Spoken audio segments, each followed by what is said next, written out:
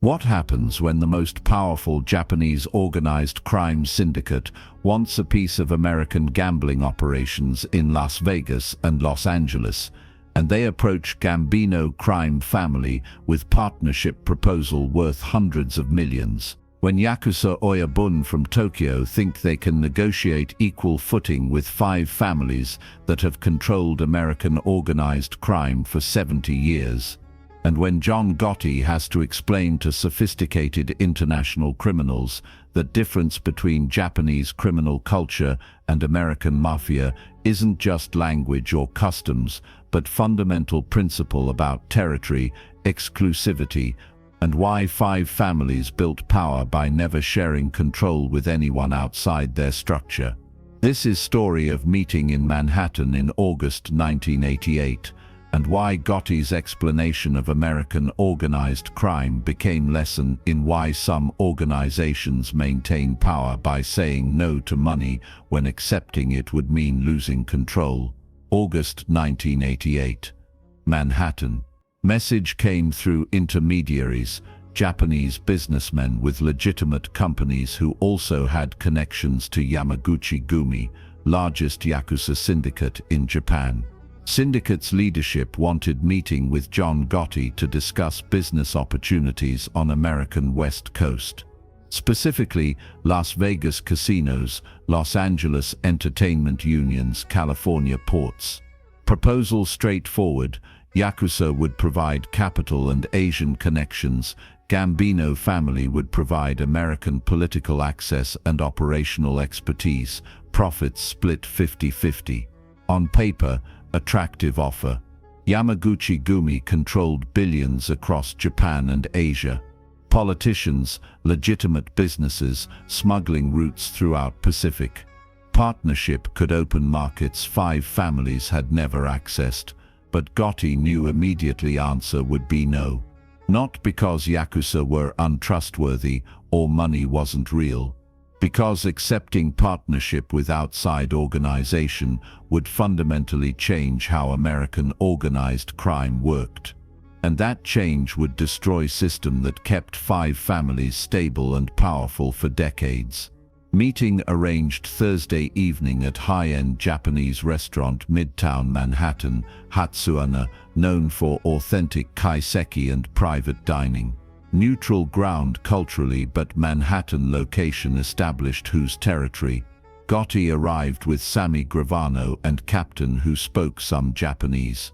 Yakuza delegation led by Tanaka Hiroshi, 52, senior Psycho Koman, senior advisor to Yamaguchi-gumi Oyabun. Tanaka brought 2 Wakagashira lieutenants, all 3 in expensive dark suits looking more corporate than criminal. Cultural contrast immediate but different from Russian meeting. Russians had been rough, showing prison credentials through tattoos. Japanese were polished, formal, respectful, bowed when introduced. Presented business cards with both hands, spoke precise English. Organized crime operating at corporate level matching legitimate business. Sat in private dining room. Tea served. Tanaka began. Mr. Gotti, thank you for meeting. We will be direct. Yamaguchi-gumi has observed American West Coast operations. We see significant opportunities in Nevada gaming, California ports, entertainment labor. We propose partnership. We bring capital, Asian market access, political connections. You bring American political access, established operations, regulatory experience. Joint ventures with 50-50 profit sharing. Tanaka slid folder across table. Inside detailed financial projections, organizational charts, investment amounts, professional sophisticated. Gotti looked through without expression. These projections assume we have Vegas and LA operations we'd share. What makes you think we operate there? Tanaka smiled slightly. Gotti, we are professionals. We know Gambino has interests in Nevada gaming through ownership stakes and unions. We know you have entertainment industry connections in Los Angeles. We're proposing that whatever operations exist, we participate together rather than separately. Mr. Tanaka, I respect your research and professional presentation.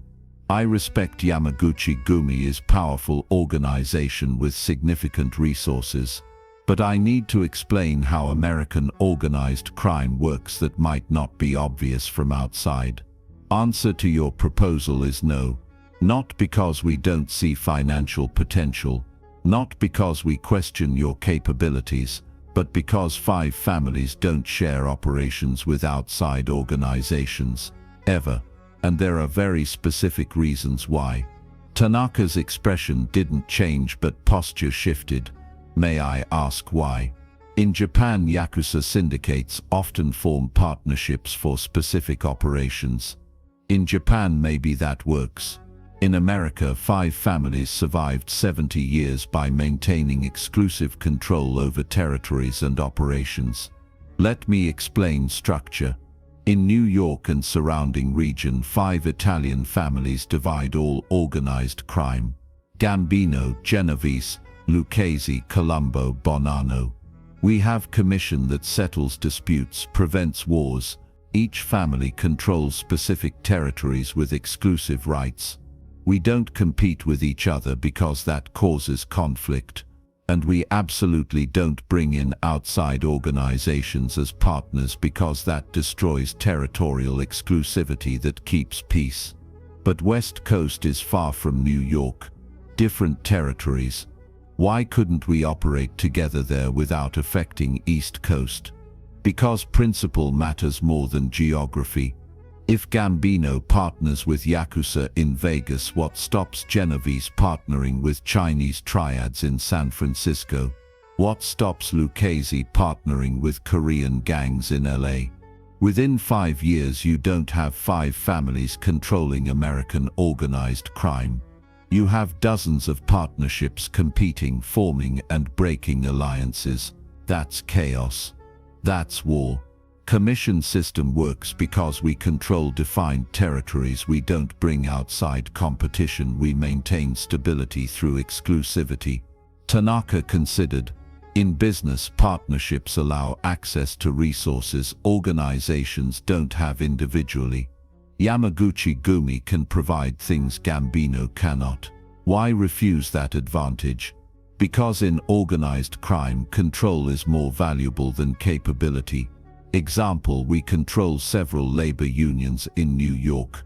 Construction, trucking, garment workers. Complete control. Nobody else has access. We can shut down construction sites, redirect trucking routes, control production schedules. Absolute power in specific areas. Now imagine we partnered with another organization. 50-50 control. What happens when we disagree how to use that union? When your priorities conflict with ours? Suddenly we don't have absolute control. We have negotiation, compromise, shared power. That's weakness, not strength. Could you not maintain majority control? 60-40 partnership. Gotti shook head. Then it's not real partnership, it's employment. You're working for us. If you're working for us, why give you 40% when we could pay you fee for specific services and keep all profit?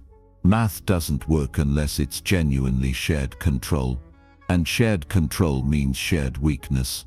Sami Gravano spoke. In Russia, when Vorviza Kony wanted Brighton Beach, we made them pay 25% territory tax. They operate independently but acknowledge our territorial authority. That works because they run their own operations in their community. We take percentage for allowing it in our territory. That's different from partnership. We don't tell them how to run business. They don't tell us. It's landlord-tenant, not partnership. Tanaka nodded slowly. So when Yakuza approached about West Coast, you see us asking to share control of operations in territory you consider yours, even though geographically distant from New York base. Exactly. 5 families consider all American organized crime under our ultimate authority. Not because we operate everywhere, we don't. but because we established system American criminals work within. If Chinese triads operate in San Francisco Chinatown, they make arrangements with families having historical claims. If Mexican cartels move drugs through Texas, they negotiate with families controlling distribution in major cities. System works because everyone understands American territory belongs to 5 families, and operating here means acknowledging that authority. Even if Yakuza brought significant capital and capabilities, capital is temporary. Control is permanent. If we partnered and made $1 billion, we'd have billion and a partner we negotiate with forever. If we said no and made 100 million operating alone, we'd have 100 million and complete control. Second option better for long-term survival. Tanaka sipped tea, his lieutenants watching. I understand reasoning, Mr. Gotti, but I hope you understand Yamaguchi-gumi has extensive resources throughout Asia and increasingly in American West Coast.